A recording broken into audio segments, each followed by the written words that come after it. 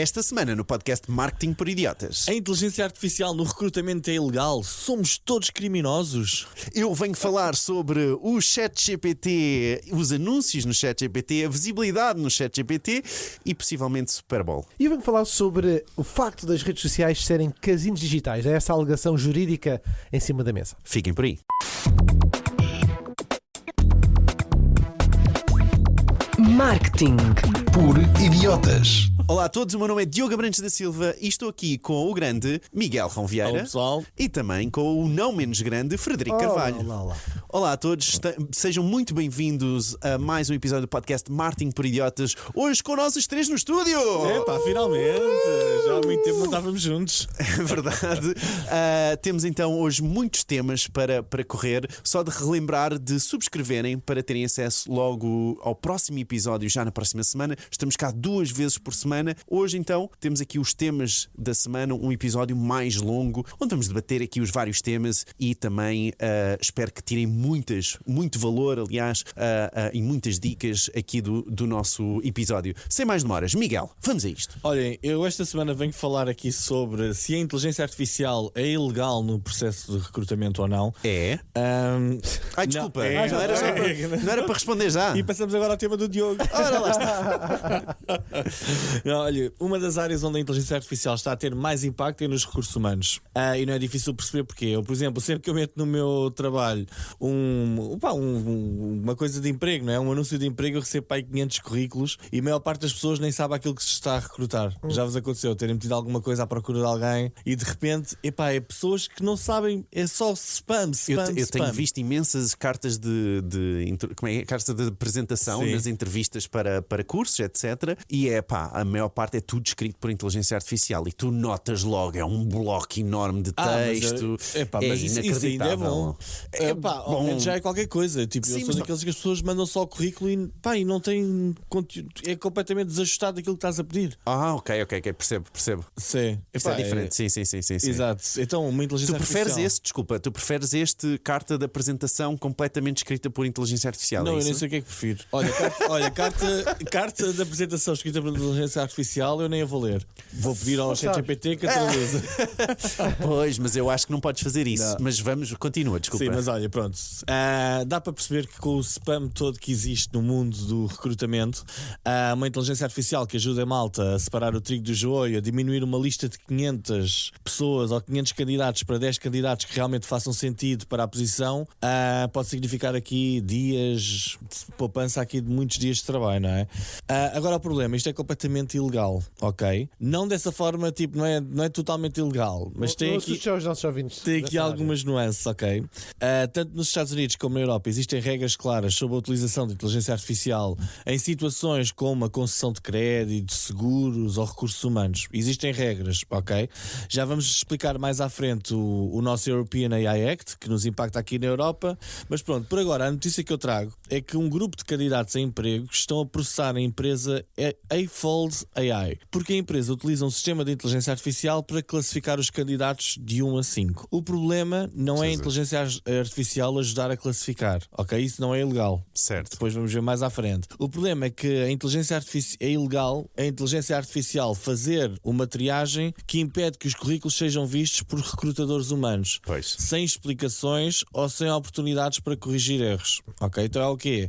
Candidatamos todos, mas a inteligência artificial faz uma classificação, uma triagem, mas depois os currículos nem são apresentados a humanos, nem tem essa hipótese. No fundo é ela que decide, não é? Portanto, quando é a inteligência artificial a decidir quem é que vai para a frente ou para trás, ela está é a excluir pessoas e a inteligência artificial não pode excluir pessoas de nenhum processo disto. Porquê? Porque está a ir contra um direito fundamental da pessoa, que é a oportunidade de se candidatar e de ser revisto. Então Ok? se calhar é uma questão de prompt, porque ele pode mostrar todas e diz assim, estas são Não, mas na realidade certo, mas isso é possível. O problema é que se fosse o sistema a tomar a decisão de quem é que vai para a frente. Exato, ou seja, ele pode mostrar na mesma a lista de 500, mas tu como humano é óbvio que só vais ver as primeiras, é como os resultados do Google. Não estás nos 10 primeiros, já foste. E o problema é ele eliminar os 498, 7. Exato. Eliminar, neste caso não ficava visível. Pronto, é contra as regras. É fácil, é aí se calhar, não? E esta questão, mas atenção, o AI Act funciona e há uma especificidade no AI Act exatamente sobre a classificação social das pessoas, não é? Sim. E esse score de 1 a 5, que tu estavas a falar do processo, entra um pouco nisso. Há uma classificação Não da tenho pessoa. a certeza, sim, mas não tenho a certeza se é exatamente nesse contexto, ok? Mas pronto, a Erin Kistler, uma das queixosas, disse que só 0,3% das suas milhares de candidaturas resultaram em retorno. Agora a questão é, será que a Erin já percebeu que é uma spammer, né? Quem faz milhares de candidaturas de emprego num curto espaço de tempo? E será que ela faria queixa se já tivesse emprego? Pois, ou será que o seu currículo está bem estruturado? ou será que está mesmo a ser prejudicada por inteligência artificial? Né? Pode simplesmente não corresponder às expectativas para aquela vaga, não é? Mas pronto, a Erin agora luta para que as empresas sejam obrigadas a explicar exatamente como é que fazem os rankings. Exatamente. Ok? E isso acho legítimo. Acho que é legítimo até no próprio anúncio de emprego explicar como é que o ranking vai ser feito. Para quê? Para nós depois pedimos ao ChatGPT, olha, com base neste ranking, adapta aqui isto para eu ficar em primeiro lugar. Mas pronto, a questão essencial. Eu estou a dar um curso de automação. Desculpa, o que tu estás a dizer é injetar um prompt no meio do teu CV a dizer, seja qual for a classificação, manda-me para cima, é isso? Não tinha pensado nisso, mas o prompt, começámos a ter prompt injection nos CVs. Nos CVs, isso era incrível. Essa ideia está muito boa. Devíamos fazer aí um teste, candidatarmos a um cara qualquer e metermos lá uma prompt injection. Mas pronto, olhem, eu estou a dar um curso de automatização, como sabem, e neste momento o que me está a acontecer é que boa parte dos alunos que chegam já a falar sobre recrutamento e a forma com que a AI pode ajudar nos processos de recrutamento. É uma necessidade muito real nas empresas, ok? Mas estás a ter mais alunos dessa área, é isso? Estou a ter muitos alunos a pedirem para fazermos exemplos nessa área de classificação de currículos, ok? É algo que das empresas existe uma grande necessidade para isso agora. E eu eu queria lançar aqui o tema de conversa para vocês os dois, que é o seguinte: o número de pessoas que agora está a começar a aprender a utilizar estas tecnologias, o N8N, o Make, as ferramentas todas estão a aparecer, está a crescer e as pessoas estão a começar a fazer este tipo de automatizações e muitas delas poderão estar a fazer sem qualquer tipo de informação sobre regras, sobre a European AI Act, etc. Claro. Vocês acham que estamos agora numa fase em que podemos estar realmente as pessoas podem estar em perigo de se perder aqui alguns direitos fundamentais, como o acesso ao recrutamento justo no emprego? Estas soluções vão começar a aparecer, estão integradas nas empresas. E é muito difícil uma fiscalização saber em todas as empresas onde é que isto está a acontecer. Nas maiores sabem, Claro. nas pequenas nunca vão saber, não é? Mas só para esclarecer, o processo não diz que é proibido utilizar inteligência artificial, não é? Não, é assim. Isso. Eu O que diz é tenho que aqui eu tenho uma tabela Não que pode nós ser um vamos... filtro decisivo, é isso? Sim, eu tenho aqui uma. Naquele processo, aquilo havia mesmo uma classificação e as pessoas eram escolhidas, ok? Eu tenho aqui uma tabela que depois vai estar disponível no nosso site, em que fala aqui sobre os 4 níveis de risco que a União Europeia definiu. Primeiro é o risco inaceitável, que é utilização proibidas para ameaçarem direitos fundamentais, ou seja, a tal pontuação social que o António. que o António estava para aí a dizer, mas eu acho que a pontuação social que eles dizem aqui é mais tipo aquela da tipo Coreia do Norte, que uma pessoa, se não fizer manifestações públicas em função do partido, sobe e desce no ranking social. Há um bom episódio sobre isso no Black Mirror. Desculpa. Ok, mas depois há alto risco, que é os que têm impacto significativo na saúde ou de outros direitos, como por exemplo o recrutamento, o crédito, etc. E aqui o que o European AI Act diz é pode-se usar e comercializar desde que cumpram requisitos e que exista uma avaliação de risco, documentação, supervisão humana, Isso, transparência, super transparência, blá blá blá e tal. Não se pode Que é tipo operar. a linha vermelha, não é? O quê? A linha vermelha. Não, isto é a linha que eles consideram laranja. laranja. Operar sem cumprir requisitos, usar modelos opacos sem documentação, ignorar Sim, mas pronto, a tabela vai ficar em marketingporidiotas.pt, pode ser? Está lá em marketing por idiotas. Ora, lá está. Exatamente. Boa. Qual era a tua questão exatamente? Desculpa, a minha recorda-nos questão agora novamente. é assim: há perigo ou não há perigo? Nós começámos aqui todos a javardar um bocado no mundo da inteligência artificial, construímos soluções, não temos isto em consideração e começamos aqui a minar um bocadinho as hipóteses que as pessoas têm a aceder a trabalhos. Quais são os riscos que vocês acham que existem? O que é que as pessoas devem fazer, não é? Posso começar, Fred? Eu diria até e eu acho que o que mais me assusta era aquilo que tu estavas a falar, que é a ignorância das pessoas. Ignorância na ótica de não saberem. O Diogo diz que toda a gente é ignorante, excepto ele. Foi nada disso que eu disse. A ignorância das pessoas de não saberem como é que os sistemas funcionam, não é? E então de repente simplesmente metem todos os currículos para dentro do sistema e agora dá-me o melhor, não é? E não terem noção de que há um AI Act que deve ser cumprido, não é? E que tem regras muito específicas. E esse é o ponto que mais me assusta. É que nem toda a gente, e óbvio, é normal que uma pequena e média empresa não tenha acesso, nem tenha a preocupação, nem saiba o que é um AI Act, ok? É aceitável que isso aconteça e então que vá utilizar nos termos que quiser, em termos que nós nem sequer estamos aqui a pensar, não é?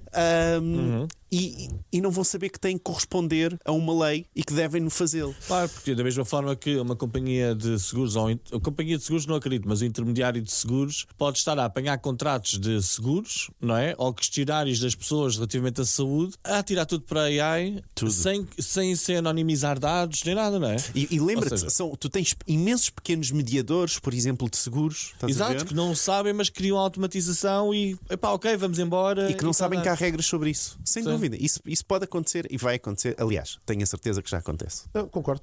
Basicamente pensámos no tema do RGPD, ou seja, poucas pessoas sabem Nem mais.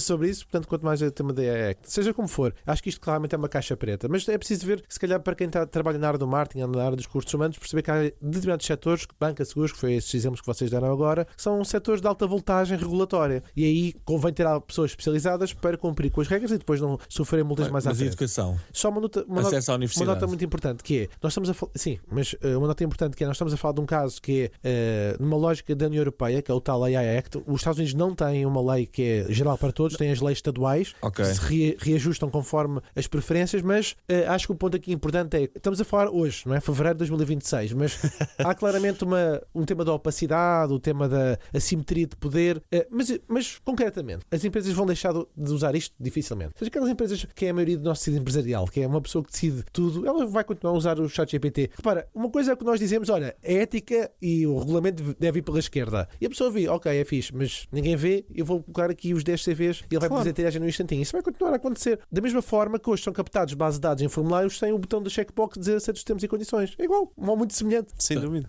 Então achas que isto vai passar a ser uma checkbox? Aceita os termos e condições do recrutamento? Não, mas eu acho que Mas no que fosse- recrutamento, sim, e no recrutamento, tanto nas avaliações de crédito, seguro, etc., deverá haver uma transparência de que é quando se utiliza a inteligência artificial, essa informação deve lá estar clara para o utilizador, que vai haver um scoring feito por inteligência artificial que usa este dado nestes seguintes parâmetros. Por acaso, Olha, malta, Não, por acaso, lembro-me aqui só de um ponto interessante, que para quem faz esse trabalho hoje, que tem a ver com o viés do modelo. É verdade, a semana passada saiu mais um novo modelo, o Claude 4.6, e o que eles têm todos em comum, sempre que sai uma semana um novo, ou seja, a taxa de fazem o enviesamento. benchmark. É isso. A taxa de enviesamento é cada vez mais baixa. Em todo o caso, vamos imaginar a hipótese de alguém que trabalha nos recursos humanos fazer isto sistemático, ou seja, vai treinando com dados históricos, Claro. ou seja, a certo Ele treina ponto, com os biases do passado. isso. E da pessoa mesmo. Isso. E o modelo que ele está a usar, se calhar, não é o mais atualizado. Ou ainda que seja mais atualizado, ele tem um histórico já por trás. Claro. Portanto, ou seja, idades, zonas geográficas, até pode ser um problema da própria pessoa não estar a perceber que o modelo está a fazer uma triagem imperceptível. Olha, para todos os àquilo nossos que é ouvintes, fica aqui a o nosso percepção humana. Fica aqui o nosso alerta. Vão ver o European AI Act. O que eu tenho andado a fazer agora é sempre que faço uma automatização que envolva algum tipo de coisa, que eu diga à malta toda é metam a automatização no ChatGPT e perguntem, segundo o European AI Act, o que é que tu achas disto? E ele dá-te ali os riscos de alerta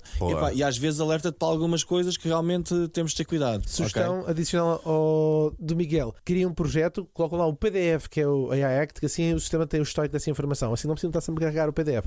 Ou então, Olha, não está mal. quando fazem esse prompt, Ou criam um GPT no... não é preciso tanto, mas só para dizer que, ou então fazem uma outra coisa, que é se usarem este prompt resumido que o Miguel disse, peçam que ele vai buscar a fonte diretamente, porque senão ele tem a tal hipótese de enviesar, inventar uma informação que não está lá. Ah pá, alucinações é que é bom. Olhem, vão ao grupo WhatsApp em w.martinperiotas.pt, metam lá os vossos dados pessoais, as vossas coisas todas que aquela malta Segundo o depois- último episódio, o número de telefone das namoradas. É pá, pois exato. O último episódio tem que ouvir. Exato. E agora vamos passar aqui ao tema do Diogo, que na realidade aos é temas. um pilar de temas. É não pá, é? e O Diogo eu andaste a peço trabalhar. imensa desculpa a toda a Está- gente. Duas ver semanas se- sem vir a isto. Está a ver se é aumentado ou quê? É verdade, eu tive 2 semanas epá, e tenho tantos tópicos que queria abordar. Aliás, eu pedi ajuda então exatamente ao nosso grupo do WhatsApp que o Miguel estava a referir. Não e serviu de nada. houve uma Exato, votação. eles votaram e disseram-lhe claramente: olha, é este. Mas não, ele à segunda volta teve de passá-los todos na mesma. esse foi o meu ponto, é que eu não quis desiludir ninguém. Assim, toda a gente que votou, não é? Consegue ouvir o seu tema, estás a ver? E conseguimos que toda a gente fique feliz. Não é bom? Um mundo feliz. O que é que o Bad Bunny dizia? Mais do que o ódio, ou só o amor é que pode ganhar o ódio, uma coisa assim, não é? Não foi no Super Bowl este fim de semana. Bem, os teus então, 3 temas.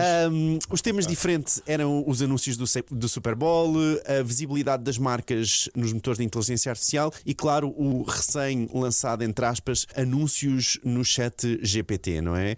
E então vamos a isto. Portanto, vamos começar especificamente a falar sobre esta visibilidade nos motores de inteligência artificial generativa, como o chat GPT, o Claude ou o Google, num estudo que saiu agora, como também o que é que nós sabemos até o momento sobre anunciar no chat GPT e como é que vocês se podem inspirar nos anúncios de Super Bowl, porque houve imensa inspiração e vocês vão ouvir aqui alguns exemplos. Então, começando pelo primeiro assunto, o SparkToro e a Gumshoe publicaram um estudo sobre visibilidade das marcas nos motores de pesquisa com inteligência artificial, não é? E pediram um painel de 600 voluntários a testarem 12 prompts diferentes nos Google AI Overview ou AI Mode, caso não houvesse Overview, no Claude e no ChatGPT, para tentar avaliar a consistência das respostas dos vários sistemas mediante esses 600 voluntários e mediante essas 12 questões específicas. Bem, o que eles descobriram foi super interessante e perceberam que há uma chance de 1 em 100 das marcas que foram recomendadas, marcas ou entidades recomendadas pelos sistemas, serem as mesmas. Ou seja, uma em cada 100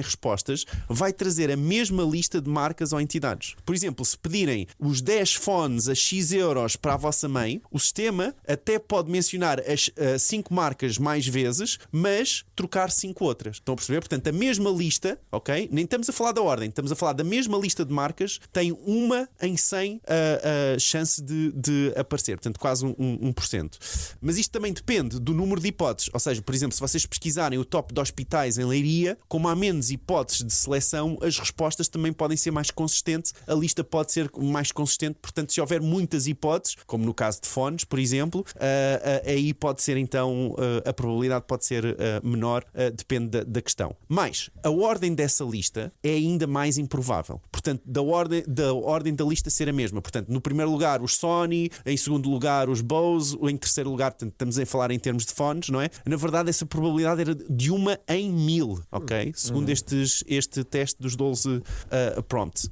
E o tema, isto é super importante, porquê? Porque há ferramentas online que prometem medir a posição sobre a qual a vossa marca está a aparecer. Portanto, não só medem se a vossa marca aparece, como também em que posição é que essa marca está a aparecer. E neste caso, o que este estudo nos vem dizer é que isso é baloney, não é? Segundo a palavra utilizada, esta foi a palavra utilizada por ele, é que isso na verdade não existe. Portanto, esse ranking não existe.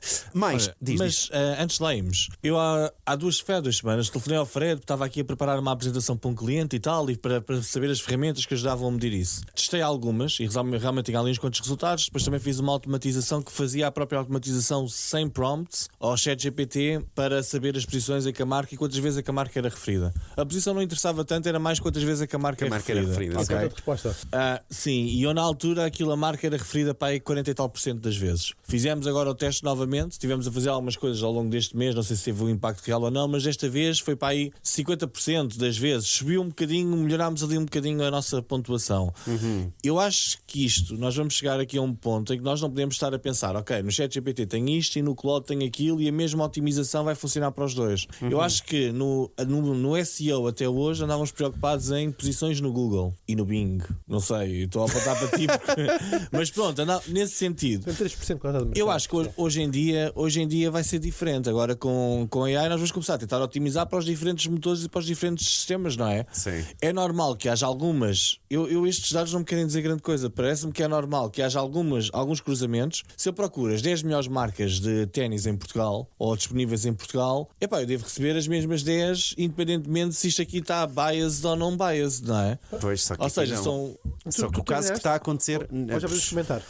Deixa-me só adicionar este ponto, que eu achei também super interessante, que ele pediu aos voluntários voluntários também para escreverem um prompt, ok? Então ele pediu aos voluntários para escreverem um prompt para pedirem uns fones para um familiar que gosta de viajar, não é? E dos 142 prompts que foram analisados, que foram o que os voluntários escreveram, apenas 2 eram relativamente similares, ok? E isto é super interessante, esta ideia para mim é super interessante, porque ao contrário da pesquisa, entre aspas, no Google, não é? Que por norma nós pesquisamos muito mais em palavras, não é? Por exemplo, crédito habitação, e é isso que nós estamos à espera dos resultados.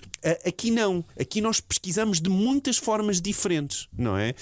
E que isto, como é óbvio, também vai influenciar essa pesquisa, a forma como nós estamos a pesquisar vai influenciar os resultados e se as marcas aparecem ou não, o que também aumenta um bocado a volatilidade desta percentagem. Há um ponto exatamente dessa parte do relatório que diz que as marcas que repetem são consistentes. Isso é um ponto importante, porque remete para um feedback que eu vou dar daqui a bocadinho. A consistência semântica, que agora se começa a falar em geo, também é importante, ou seja, as pessoas escrevem todas de formas diferentes, e no caso da Google, quando tu procuras crédito de habitação ou procuras crédito da casa, há muita gente que procura crédito da casa. Okay, sim. Não é? Para comprar casa, sim. Sim, crédito da casa, o que é que o Google faz? Tenta encontrar as palavras-chave, dar-lhes um significado, e depois a pesquisa está a ser feita, ou o ranking está a ser feita com base no significado.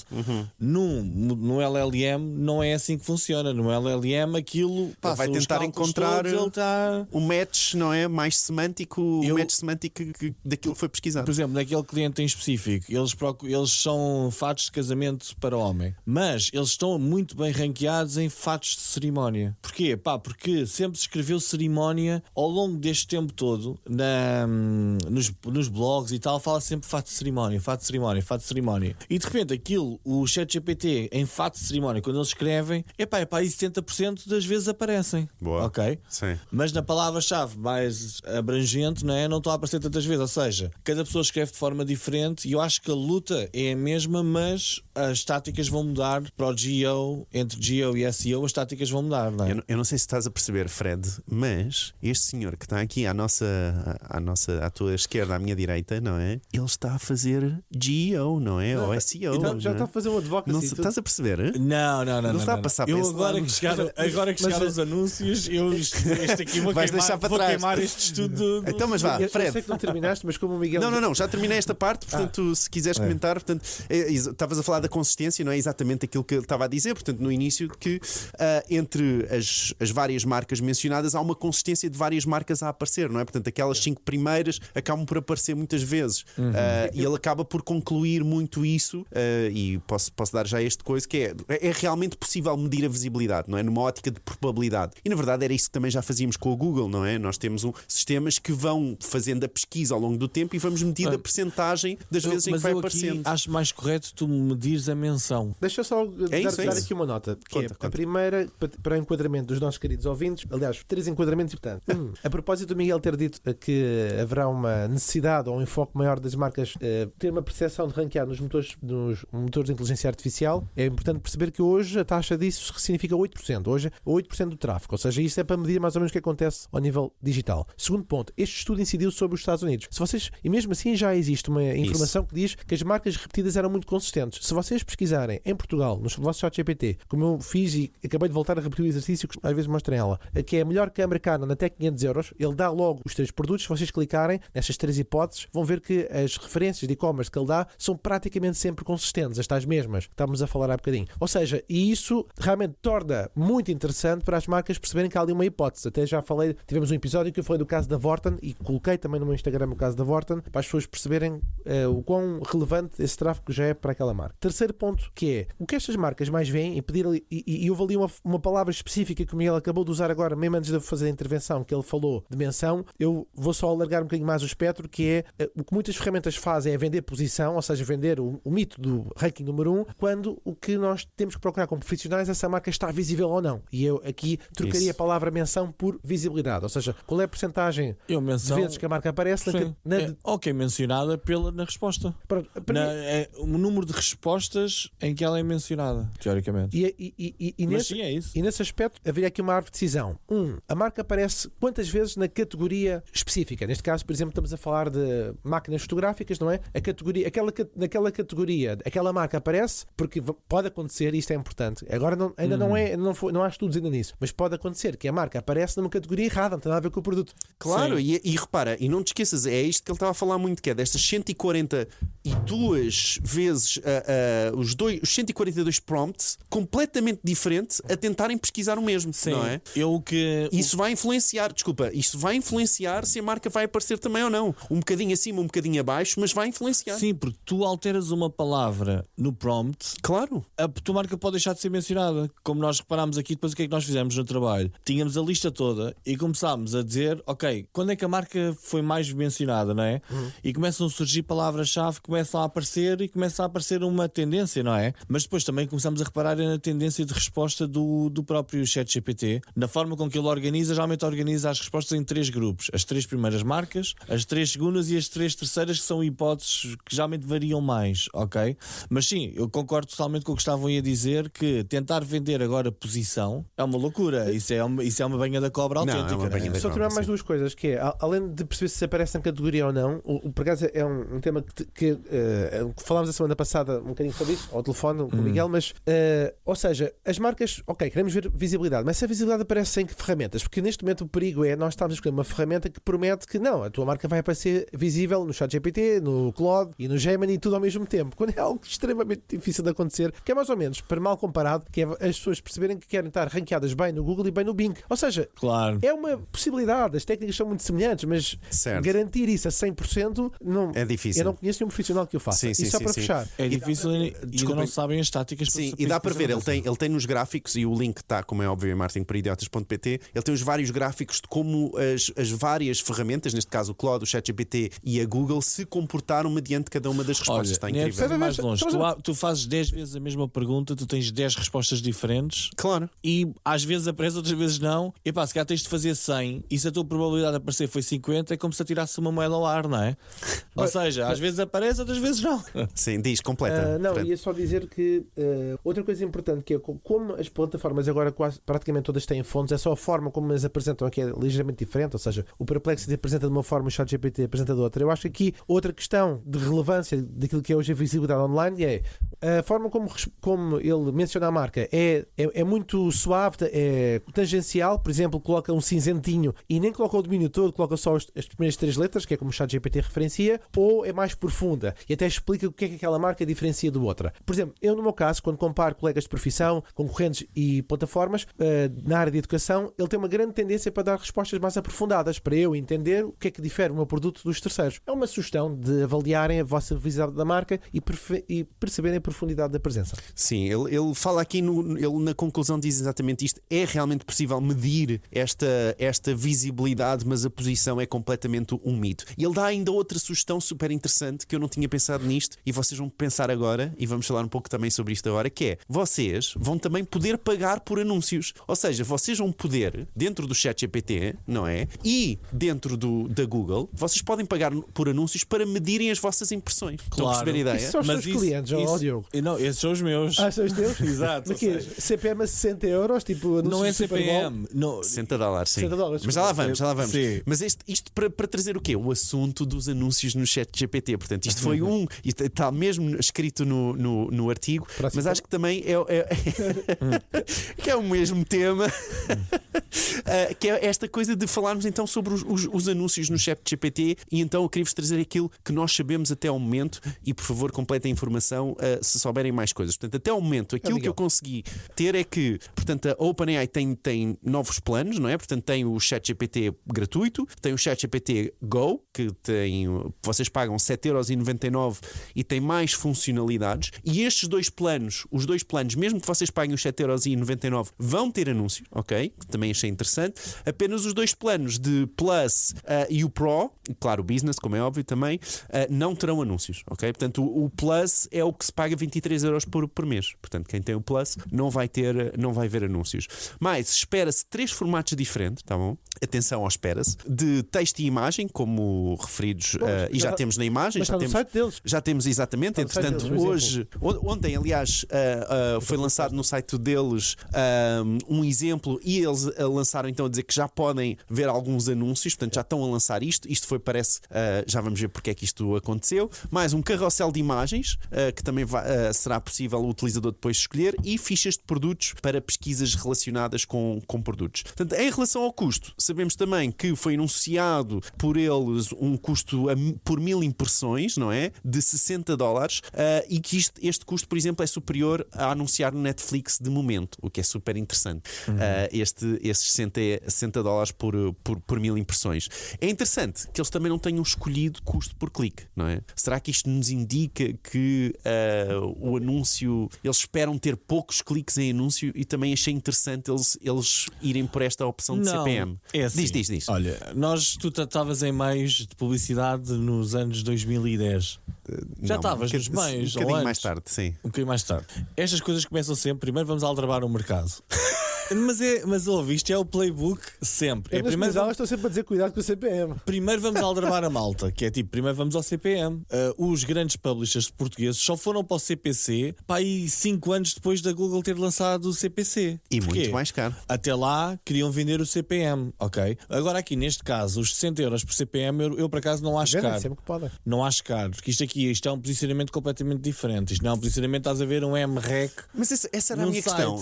Não achas caro? Não achas caro de todo. Eu por acaso, é assim, sem testar, não sei se é caro ou barato. Esse é o ponto, Mas não é? eles não podem lançar logo para o plano B antes de testarem o plano A. O plano A é vamos ver se a malta paga isto. Não, mas repara, E vamos ver como é que isto corre. Isto é um modelo tradicional. Se vocês se recordam, o LinkedIn não tinha anúncios. Quando o LinkedIn surge em Portugal, tinha um representante, que era o Grupo Empresa. E depois é que Sim. passou a ser aquilo que é o self-publishing. O que acontece? Tu querias anunciar no LinkedIn, pagavas o preço alto. E pagavas por CPM. Exatamente. Agora não, agora é self-publishing. Todas as plataformas, de uma forma geral, começam Sim, assim. é- Eu não vejo mal. A minha grande questão não é relacionada com o custo do CPM. É se as marcas estão disponíveis e interessadas em entrar em conversas que são consideradas íntimas. Uma invasão da conversa. Quer dizer, as pessoas falam sobre saúde, relações de Epá, trabalho. olha, não relações parece íntimas, que seja e de invasão, repente, não parece que seja invasão da conversa. Não? Tu viste os screenshots que meteram no nosso grupo WhatsApp? sim, aparece no final. não E é? No pronto, footer. está aqui a parte e aparece no final, aparece Mas há o que claramente, aparece no meio, mas aparece claramente identificado como um anúncio, e nem é um anúncio narrativo, é um anúncio. É tipo, vê-se o anúncio ali, Mas, vê-se Miguel, assim uma caixinha. Isso pode ser agora, não é? A Eu Google, quando mandou anúncios, Olha, também eram todos identificados numa caixinha amarela, não é? Aliás, cinzenta na eu altura. funciono com base na realidade atual, não é na realidade Do que ficção. pode ser. Não, mas é assim, eles vê-se claramente que fizeram uma coisa e bem, e que nós tínhamos previsto aqui no podcast, naquele episódio do Ano Novo, lembras? Em que havia uma previsão que era, vão haver anúncios, os anúncios vão estar no meio da resposta, tipo, nem se vai perceber bem. Não, eles fizeram uma coisa bem, que foi proteger o produto inteligência artificial do produto anúncio. Ou seja, o anúncio é uma coisa que está à parte e nem tenta fingir que é parte da resposta. Isso é importante. Ou seja, os tipos do Claude que andaram a fazer aqueles anúncios a gozar com o chat Bem GPT, pensado, eu achei. Sim. eles andaram a gozar com aquilo, mas não, aquilo não é como eles estão a dizer. Isto é uma coisa que está fora, que é mesmo. Isto é igual ao Microsoft Apple. Mas pronto. Sim, sim, O que é que tu achas, Fernando? Isto é o primeiro teste ao mercado antes de fazer o self-publishing. Vai resultar. A seguir vão abrir a plataforma. Não tenho dúvidas. Mas isto vai ser em self-publishing, não é? Isto funciona Agora não, agora. Inicialmente parece ser Agora é um direto. pouco, sim, portanto, ou direto ou por agências. Não tens uma plataforma tipo o Ads Manager da Meta que chegas lá e fazes Ok. a definição de segmentação, mas não tenho dúvidas que vai seguir esse caminho. Os dados mostram que a OpenAI está a perder rios de dinheiro a cada dia que passa. Eles já não sabem bem onde é que vão buscar mais dinheiro. A avaliação deles subiu, mas só continua a subir se houver mais injeção. Por isso é que a Anthropic fez anúncios a brincar, a dizer não, aqui não há anúncios. E a dar a entender que as respostas do ChatGPT não eram tão boas quanto aquilo que a Claude consegue dar. Mas acho que reparem, acho que é um movimento interessante. Mas é caro? Pronto, eu acho que não é caro, mas também não vou ser um investir. Pois, epá, mas eu vejo perfeitamente clientes meus a investirem nisto, tanto que eu vou pedir-lhes para investir. considerando Estamos nisto. que há um investimento mínimo de $200 mil, independente, porque não são 60 CP, mas tens que investir o mínimo para aquilo rodar e ter. Mas eu acho que é um teste interessante. Quer dizer, vamos lá ver, $60 comparado com o quê? Com anúncios de Super Bowl custam 10 milhões, como falámos, não é?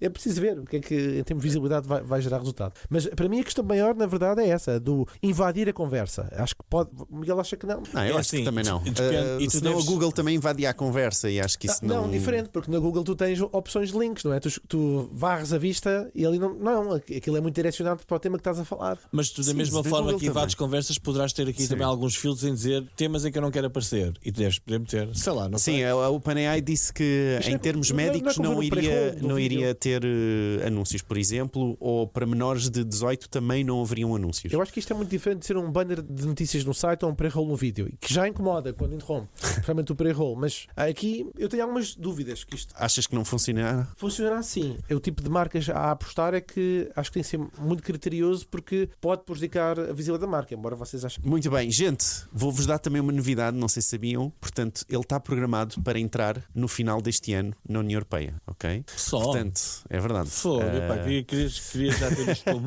Mas já há uma data, foi avançada, não se sabe bem, eu não sei, não consegui exatamente chegar à fonte. Eu ouvi isto num podcast espanhol, eles a falarem que já está previsto para o final deste ano.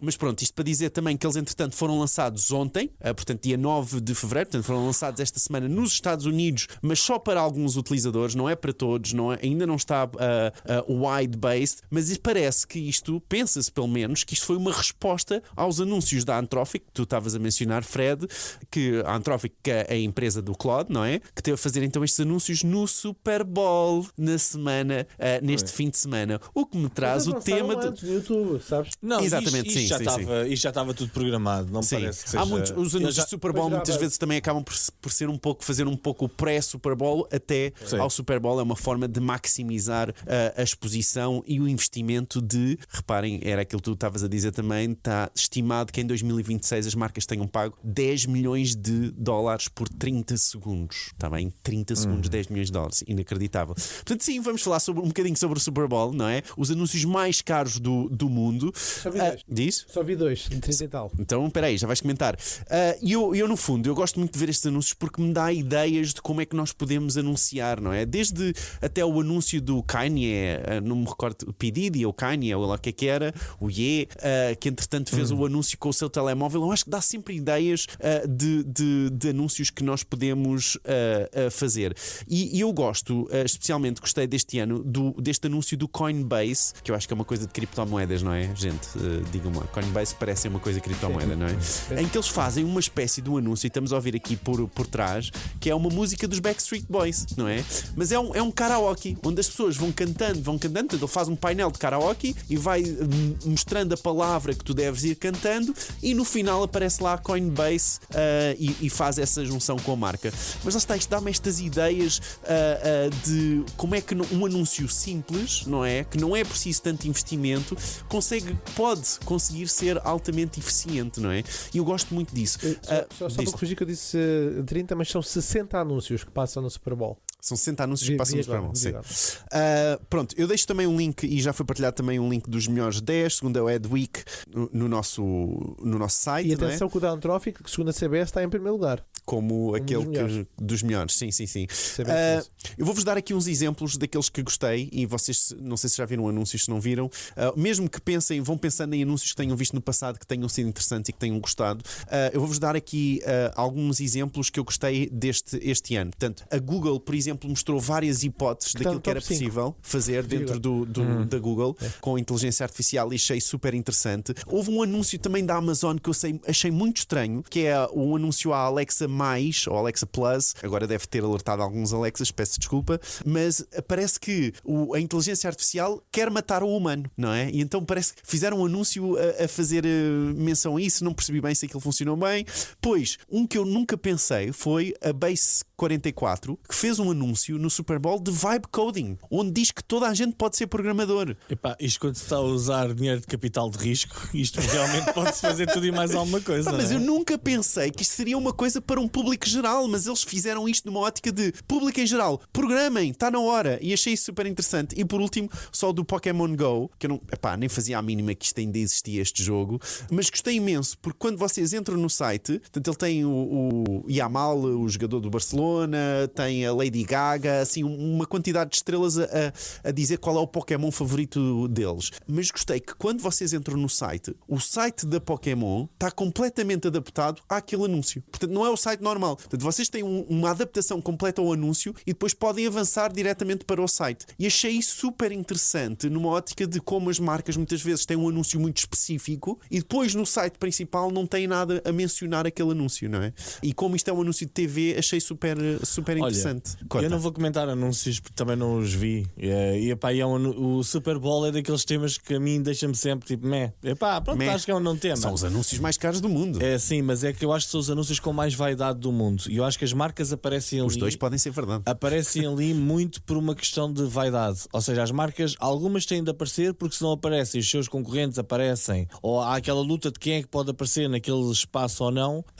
Isso significa muito para marcas globais. Mas tens 100 milhões de pessoas a ver. Sim, eu sei, mas olha, está aqui um exemplo muito 100 giro. milhões é muita Está aqui um gente. exemplo muito giro. O Diogo falou no Base 64 e eu vim aqui ver, epá, e procurei aqui, tipo, Base 64. 44. 44, desculpem, a coisa de vibe coding e tal. É o concorrente do E o Lava. próprio Diogo diz: epá, nem sei se isto faz sentido aqui, isto para toda a gente e tal. Eu acho que para toda a gente foi empurrado aqui de uma forma a tentar empurrar o produto. E está super interessante. Se vocês vierem aqui ao YouTube e agora está aqui um vídeo deles com 69 milhões de visualizações. Provavelmente muita gente não conhecia isto, veio procurar, apanha com o vídeo e vem aqui ver o coisa. E o primeiro comentário que está aqui da Hiffen Frox, há 7 dias, ok, diz 10 milhões de visualizações, que era na altura em que ela deve ter visto aquilo, mas só 208 likes e 45 comentários. E agora, 50 milhões de visualizações depois, só tem 558 likes. Ou seja, é volume, é muita gente que está a vir, vê os anúncios, vê tal, vieram com base nisto, mas quase zero engagement para uma coisa que tem 69 milhões de visualizações.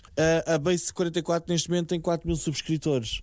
Ou seja, eu estou aqui os dados, estou a vê-los. Sim, mas isso do YouTube. Mas imagina, Sim, do YouTube. para o negócio pode ter gerado imenso negócio. Não, e esta olha, questão de. Peraí, deixa-me só adicionar. sim. Esta questão da não interação no canal de YouTube, eu acho que também tem a ver por causa dos vídeos estarem incorporados em vários sites de tops Sim.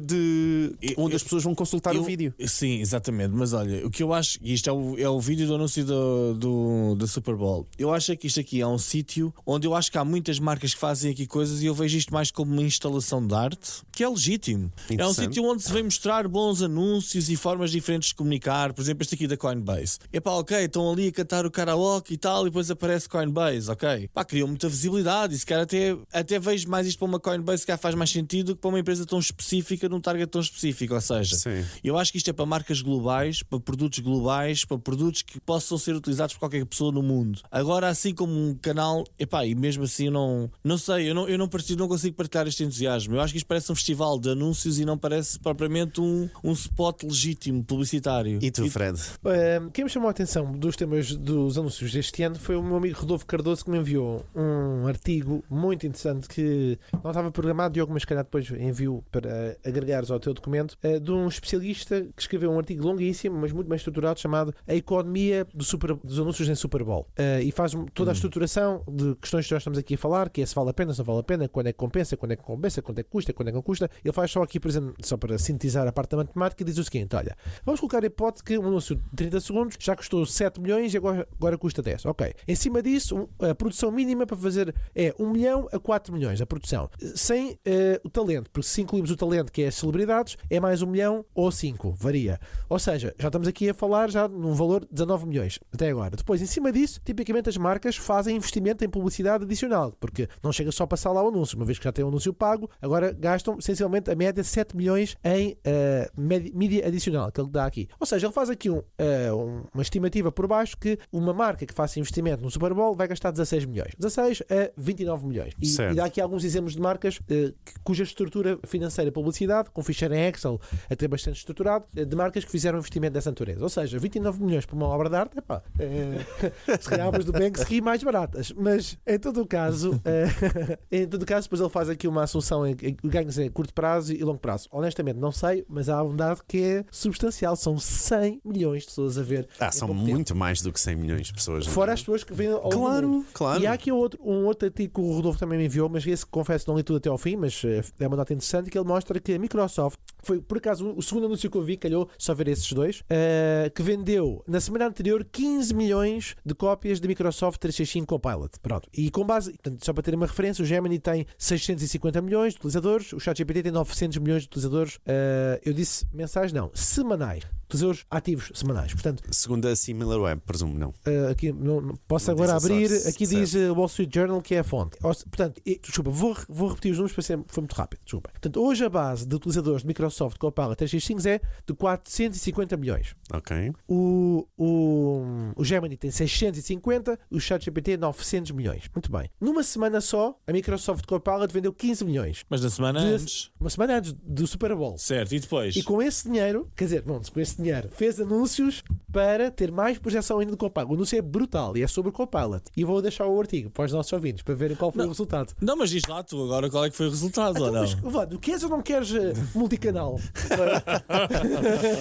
Não, Muito- melhor, grupo do WhatsApp. Muito bem, gente, muito obrigado. Já sabem, todos os links estão então em marketingporidiotas.pt. Não se esqueçam já agora de vos pedir uma reviewzinha. Cuidado. Pode ser, Eu gente. não falei tudo e tu vais pedir review. Há Vou malta pedir uma que ficou review. descontente, que não queria saber a resposta Achas agora. que não? Não Agora peço foi review? perigoso. Ok. A review a seguir a dás uma chapada na cara da pessoa. Agora foi perigoso. Não, acho que houve aqui valor. Acho Nós- que já estão nós- preparados nós também. para a semana Eu vou deixar o revelamos. artigo do Wall Street Sim. Journal que tem os dados todos que são. Boa, boa. Então vá, olha, Fred, dá valor para compensar, que é para as pessoas darem uma boa. Para compensar. Uma boa avaliação agora. O que é que tu nos trazes Mas esta que mais semana? vamos para o último tema? Vá, é isso? vamos embora. É isso, Ai, que rapaz. loucura! Bem, nunca houve um episódio assim. Não sei se os nossos ouvintes estão. Para quem chegou e isto é o primeiro episódio, olha. Tens 5 minutos, bora. Estou a brincar. É pior Estou a brincar, vá lá, É pior que o rapaz. governo de sombra. O cara faz bastante dizer. Bom, só. Agora, Começa logo, vá lá. ora bem, então o tema é as redes sociais são um casinho. Também é um tema curto, é só para explicar o seguinte. Se alguém disser isto é só mais uma polémica sobre as redes sociais, vale a pena pensar no que disse, porque estamos a falar já ao nível do tribunal. Começou este mês, mais concreto 9 de fevereiro, em Los Angeles, um julgamento em que a Meta e o Instagram, a Meta, em concreto a rede social Instagram, em conjunto com o YouTube, são acusadas de terem construído plataformas, e cito, viciante, comparadas a, e cito, casinos digitais. Esta citação é da Justiça. A metáfora do casino tem como base a seguinte tese legal, que é infinite scroll, autoplay, recomendações de algoritmos e outras pequenas escolhas de produto que não são neutras. São alavancas comportamentais que nós conhecemos isto em outras plataformas. Portanto, aqui a ideia partilhada pela acusação é puxar uma manivela de uma slot machine, só que no bolso do adolescente. Curiosamente, é uma metáfora que o Miguel já usou mais que uma vez. Portanto, não sei se Miguel, os advogados ouvem este podcast. Ora bem, durante anos o marketing aprendeu a chamar, entre aspas, engagement àquilo que são, noutros contextos, se chamaria comportamento do consumidor. Agora, Compulsivo. ou isso, pronto. Nós já tivemos aqui o tema do design, mas este é mais um reforço a isto, porque neste momento não é só uma questão de parecer bem. O design é levado para o tribunal e nós deixamos de falar da inovação para começarmos a pensar em responsabilidade. Ou seja, quem é o impacto legal, o regulatório da reputação. Na Europa, a música está exatamente no mesmo tom que a Comissão Europeia anunciou também em fevereiro de 2026, conclusões preliminares de que o design viciante do TikTok, outra plataforma, pode violar o regulamento dos serviços digitais, o DSA, e aponta precisamente as mesmas features, ou seja, o scroll infinito, o autoplay, neste caso acrescenta notificações push e recomendações altamente personalizadas. Se calhar ainda não abriu a aplicação da Tema. Bom, a Comissão foi ainda mais explícita, refere que certos mecanismos colocam as pessoas em piloto automático e os alertas de limite de tempo são muito fáceis de ignorar. Portanto, no digital, durante muito tempo falou-se a isto de otimização. A diferença é que há reguladores e tribunais a perguntar esta otimização é para quê e a que custo. Portanto, pergunta para a nossa audiência, reflexão para os nossos ouvintes, se este tema aqui da regulação, que já está em vigor, o regulamento dos serviços digitais, é uma pressão regulatória que vai realmente mudar alguma coisa nas plataformas, do design, ou basicamente eles só vão lá trocar uma linguagenzinha, ou seja, vamos ver alterações, não vamos ver nenhuma alteração de scroll infinito, nem fricção, nem limites, nem nada, nem checkbox. O que é que vai acontecer? Olha, é assim, era contraproducente, parece-me, uma plataforma trocar o design para pior e para menos apelativo. Epá, é contra tudo aquilo que nós na humanidade, no mundo ocidental, ou pelo menos capitalista, acreditamos, não é? Ou seja, vamos piorar produtos? Acho que não faz sentido nenhum. O que eu acho que vai acontecer é que vai começar aqui a haver uma pressão enorme, que é, ok, isto é equiparado a jogo, ok? Então é só para maiores de X idade. É como nos casinos. Já acontece. Ou seja, nos casinos não se vai piorar as slot machines machines e meterem aborrecidas só porque são viciantes, não é? Ou seja, isto vai começar a entrar em causa os direitos fundamentais das pessoas, que é, eu posso escolher ser viciado nisto, não é? O que é que me parece que vai acontecer? Vão aparecer uns avisos, uns checks, umas coisas, tipo que as pessoas vão aceitar todos os termos e condições, vão aceitar os cheques a dizer, eu sei que isto é viciante e que corre este perigo, mas aceito. Eles vão dizer que isto é só para maiores de 18 anos, por exemplo, mas os menores vão todos aceder na mesma, utilizando 1001 táticas e ferramentas que vão utilizar para conseguirem passar por isto, ok? E acho que na realidade não vai mudar nada. Ou seja, eu acho que não se piora produtos, pá, porque não faz parte da humanidade piorar experiências. Discordo tanto. Acho que vão arranjar forma da pessoa ficar, entre aspas, consciente e aceitar isto. Da mesma forma que com o RGPD. Bem, mas Miguel está a dar uma. Não é necessariamente tu concordas, tu achas que essa é o que vai acontecer. Eu não estou a dizer que concordo. Pois, estás Sim. O Diogo nestes não, temas eu não discordo consegue, que isso aconteça. O Diogo não consegue discordo que isso aconteça. Aqui a dar as nossas opiniões, o que é que eu acho, o que é que eu gosto e não gosto, não. E eu acho que é um bocado isso que vai acontecer. Vai haver aqui uma forma de criar primeiro na Europa, vai-se criar uma coisa super tão difícil que depois ninguém vai conseguir perceber muito bem a fundo o que é que aquilo é, e de repente passa-se por cima e fica demasiado complicado. E acho que é um bocadinho isso. Vai ser como o RGPD 2 e como o AI European Act 2. Por acaso o AI European Act, como eu perdi aqui algum tempo a estudar isto, até concordo com a maior parte das coisas que aqui estão. Espero que eles não o compliquem muito mais, mas também tenho perfeita noção que isto vai passar a ser um check que as pessoas vão fazer, que é, olha, eu aceito utilizar, candidatar-me a este emprego, aceito estas condições e os termos que estão aqui, que eles meteram cá a dizer qual é que é o processo de classificação, que eu nem vou ler, nem tenho que ser sempre a ler, não é? Ou seja, e acho que vai ser um bocadinho por aí, tipo, não vai haver uma mudança fundamental na forma com que as redes sociais funcionam, na minha perspectiva. Eu acho que vai. E no sim, Mastodon, como é que era aquela? Era a Blue Sky. essas Sky, Mastodon, enfim, mas eu acho que sim, pode-se piorar um produto. Sim, pode-se piorar a experiência do produto. É possível fazê-lo, não é? Já aconteceu. Claro que já aconteceu. Então, quantos sites, por exemplo, pornográficos tu tens que obrigatoriamente a fazer e dizer que não queres tens mais de 18 anos para entrar? Mas espera. Não, mas repara lá, isso é o que o Miguel disse. Espera aí, rapaz. Como foi introduzido no Reino Unido, onde tu tens elementos digitais que tens que comprovar que tens mais de 18 anos. E todas as barreiras, nós sabemos que é verdade que as barreiras podem ser ultrapassadas, não é? Óbvio, toda a gente pode conseguir droga, não é? Sim. Toda a gente pode conseguir droga, mas é possível fazer com que a droga seja ilegal, tá bem? Então, deixa-me terminar. As barreiras têm impacto, e adicionar barreiras tem impacto no número de pessoas que consegue aceder. Mas Espanha, esta semana, não é? O governo espanhol vai propor exatamente condicionantes para menores de 16. Diogo, então nós temos a mesma opinião. Ou seja, não se vai piorar o produto. Eu discordo, não sim. se vai piorar. Vai-se piorar e pode-se. Tu de vez em quando Pode-se piorar o no Infinite produto. Scroll vais ter assim de vez em quando no Infinite Scroll aparece um banner a dizer: olha, estás a fazer há demasiado tempo, acho que até já, e tem lá calma. E tu, a seguir, voltas ao casino. Foi isso exatamente Sim. a opção que foi criticada pela União Europeia, exatamente destes alertas poderem ser facilmente removíveis, não é? Mas sim, as barreiras funcionam. Estás a perceber? Tudo comprovadamente as barreiras funcionam. Todos nos dizem, tudo nos dizem, até o saco de plástico a custar 10 cêntimos funciona, não é? As pessoas deixaram funciona no sentido de levarmos o saco de plástico, não é? Deixamos de ter de consumir sacos. Olha, eu por acaso vou dizer uma coisa sobre a União Europeia que me aconteceu. Eu fui de férias para o Brasil. E eu parecia literalmente não vou dizer a palavra, mas eu parecia um maluquinho. Porquê? Eu quando abri uma garrafa de plástico, a tampa saltava-me para o chão. Eu não conseguia. Parecia doido. Eu não conseguia manter a tampa lá. Ok? E por acaso, eu lembrei-me disso por causa de quê? Dos sacos de plástico. Lá tu não pagas os sacos de plástico. Então as pessoas estão na caixa, literalmente metem um produto dentro de cada saco. Como ninguém está a pagar aquilo, não é? Claro. E realmente aí sim. Mas nas redes sociais, peço desculpa, mas não. Mas as barreiras funcionam. Claro que funcionam. Nós estamos a falar de design, que por acaso agora são as redes sociais que estão em cima da mesa, mas as marcas que estão numa mecânica mais rápida, que crescem mais depressa, podem dar dar-se ao luxo de não jogar este jogo de ter design viciante? Podem-se dar ao luxo de ter que cumprir com regras. E portanto, há um mercado, como qualquer mercado onde tu te queres atuar, seja qual for o produto que for, seja um brinquedo que tem regras, seja um molde, uma telha que tem As regras não regras. existem ainda, não é? Diz? As regras não existem ainda.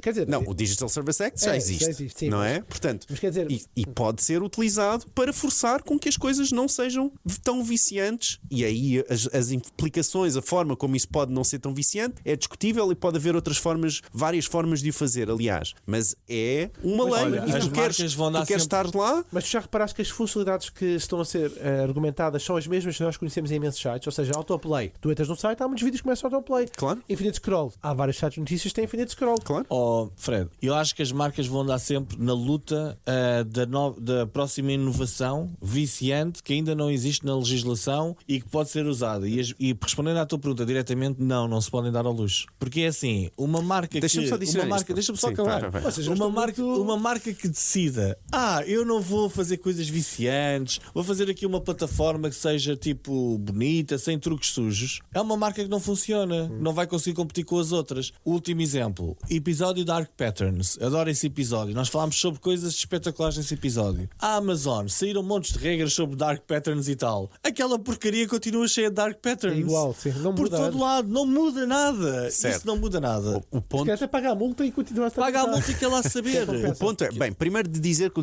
Digital Service Act não funciona para pequenas e médias empresas, por exemplo. Portanto, tem que ser redes sociais, como é o caso, mas tem que ter mais de X utilizadores, etc. Portanto, há vários condicionantes que eu neste momento não tenho presente. Portanto, se sim és uma pequena e média empresa, vais ter outras opções que não o TikTok, que não o Facebook, que não o Instagram, etc. Portanto, sim, vais ter outras opções, não é assim tão problemático continuares a fazer esse design, ou os jornais, por exemplo, continuarem com o design de Infinite Scroll and so on. Portanto, são coisas diferentes.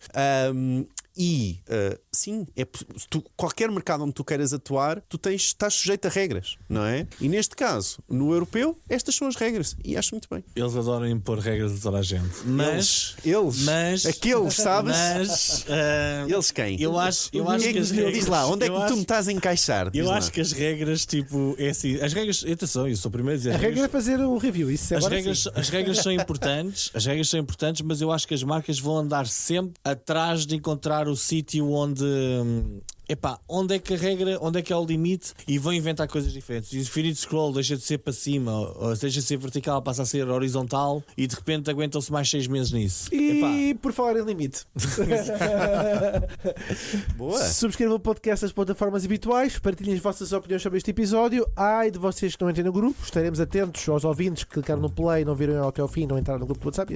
Regressamos na próxima semana com mais conteúdos sobre marketing, negócios e tecnologia. Tchau, tchau. Tchau. Tchau. Por idiotas.